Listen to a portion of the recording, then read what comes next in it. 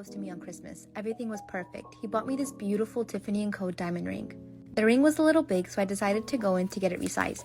They took the ring into the bag and tried to pull up his information, but were unable to. After inspecting the ring, the manager comes out and shows me that it's not a Tiffany ring, saying there's no engraving on the inside. My first thought is he probably bought it used from somewhere and got duped. So when I got home, I asked him if he got it used and it's okay, but he flipped out on me, saying no, it's brand new from the Tiffany store. He got upset, saying I'm snooping around for the price of the ring. He told me I should have consulted him and he would have had it sized for me and that it feels like I'm going behind his back. So I did a little snooping. I went on his Amazon account and I saw that he purchased 2 rings. The first one was bought December 2nd, the one he gave me on Christmas, and then another one a size smaller last night. I'm not upset that he didn't buy me a Tiffany ring. I'm upset that he lied about it. I told him I didn't need the ring. He could have bought me a $200 14 karat gold band at Macy's and I would have been fine. Instead, he spent money on a box and 2 fake rings. He then confessed and said he got the box from his friend who proposed with a Tiffany ring. I don't know what to do. If you're ever driving late at night, don't do what they did. 2 boys picked up a girl on the side of the road while they were on their way to a school dance. In the car, she kept saying that she was cold, so one of the boys gave her his jacket. But when the night ended and they were about to drop her off, the girl accidentally left with the jacket. So the boys said that they would just come back the next day to get it. But when they came back and knocked on her door, they discovered something that would make them question what is real and what isn't. An old woman opened the door and asked them who they were looking for. After talking to her for a while, it was revealed that the girl they found on the side of the road was her daughter. But the thing is, she had been dead for 12 years. She was killed in a car accident at the same street corner they first saw her. The old woman pointed to a cemetery down the road and said, "That's where we buried her." The boys didn't believe her at first. They'd spent the whole night with this girl, so they knew that she had to be real. But they went to the cemetery and saw the boy's jacket draped over a gravestone. And on the gravestone was the girl's name and the date of her death, exactly 12 years ago to the day.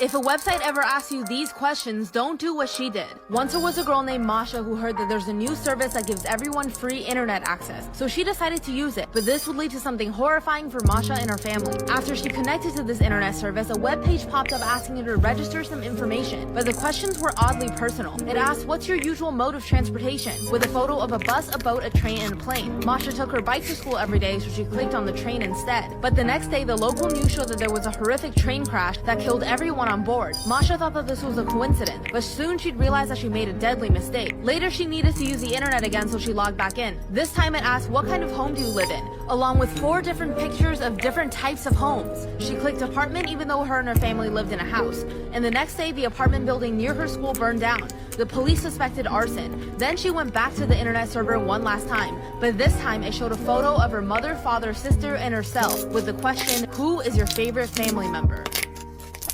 Do you know the dark origins behind the fairy tales we all grew up hearing? In this series, I'm going to draw each fairy tale and tell you the original scary stories they were based on. First, we have the Grimm's version of Snow White. Now, we all know how the story begins. The evil queen was jealous of Snow White's beauty, so she banished her into the woods. But the evil queen actually wanted to eat Snow White's liver and lungs with salt and pepper. The huntsman spared her and gave a boar's liver and lungs to the queen, which she eats. But the darkest part, which you might not know about, is how Snow White actually got revenge. Snow White and the prince got married and they invited the evil queen.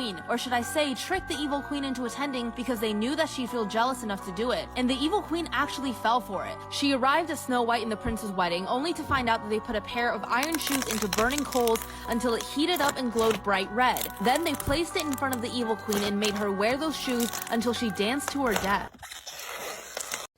Psychology facts that'll blow your mind. Have you ever seen something so cute you just want to squeeze it? Well, there's actually a name for that. That's called cuteness aggression, and the reason you have that feeling is you're overwhelmed with positive emotions that showing some aggression helps even out the high from those positive emotions. Food tastes better when someone else cooks it. Study found that when you make food, you're around it longer, so the enjoyment decreases by the time that it's made and you're ready to eat it.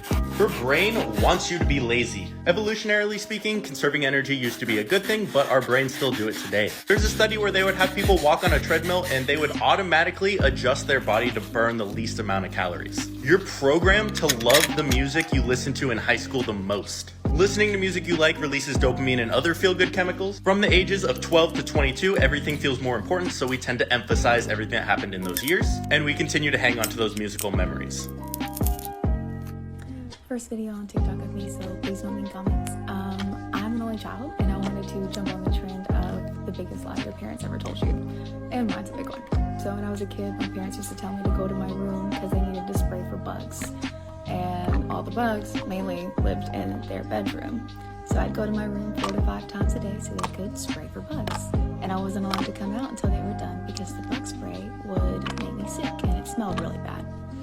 So I'd peek my head out the door and be like, hey, can I come out now? Are you guys done? They'd be like, no, just a little bit longer. But I could see them like sneaking in Little Debbie snack cakes and stuff. I'm like, that's weird.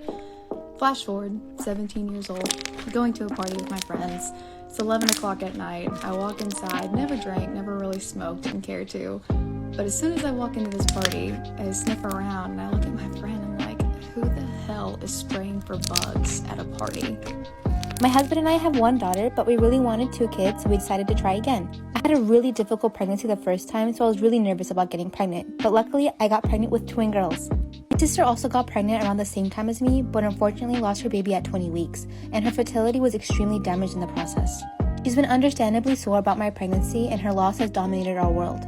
But the other day, she asked me if she could have one or both of my twins, as after all, you have a child already, and you only want 2 kids, so one of your kids is unwanted, and I want a kid. I know she's grieving, so I had to kindly explain to her why I can't do that. But she said, you have it all I've ever wanted. Can you try to be nice to your big sister after all I've done for you? We were on a family FaceTime call, and my dad saw my husband playing with our daughter and said I'm really lucky to have a husband like him. And my husband said, I just love my little princesses and I can't wait for the others to arrive from their carriage. My sister blew up on my husband saying how cruel he is for saying that and he doesn't know the trauma she's gone through. I feel like I'm walking on eggshells around her. I've miscarried before and I know it hurts a lot, but I also want to enjoy this pregnancy while I can. So I've been wanting a new truck for like a while now. So yesterday I went up to my dad and I said, hey Dad, can you buy me that new F-150 they just got at the dealership? So my dad looks at me and goes, you know what?